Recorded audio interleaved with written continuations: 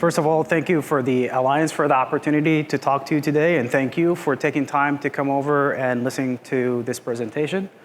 I'm very fascinated by FPGAs, and the reason I'm fascinated by FPGAs is a long time ago, as I was going through school, taking my first digital design class, I built this traffic light controller, and the traffic light controller started as a very basic example, and I was using a 22V10. I know some people here know what a 22V10 is.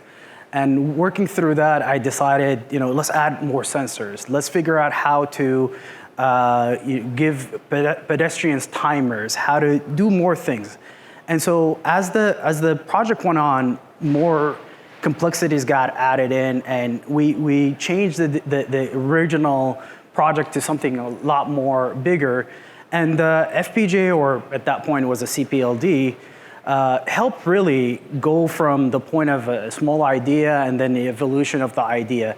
And today, especially in embedded vision, you need a platform that's continuously going to allow you to innovate, make changes, tinker with the design, choose the right approach until the point where you get the perfect design. And you can continue to evaluate and make changes even after the design goes to production.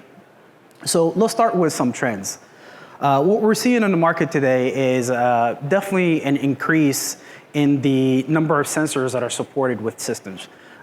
In sometimes for manufacturing purposes, OEMs want multiple sensors for the same platforms. They want multiple displays.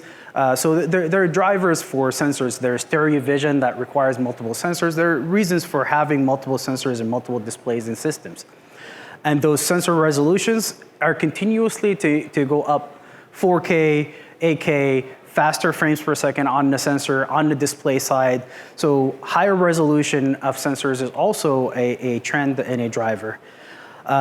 We saw over the last 10, 15 years the deployment of MIPI and MIPI-based sensors into a lot of systems, but that also brings some challenges. There are some mismatches in interfaces, speeds, processors that don't support all the resolutions and capability to configure and drive these sensors.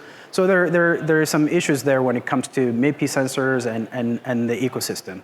And obviously, the enablement of AI, in addition to traditional processing of vision applications, we see a lot of AI acceleration that's ongoing.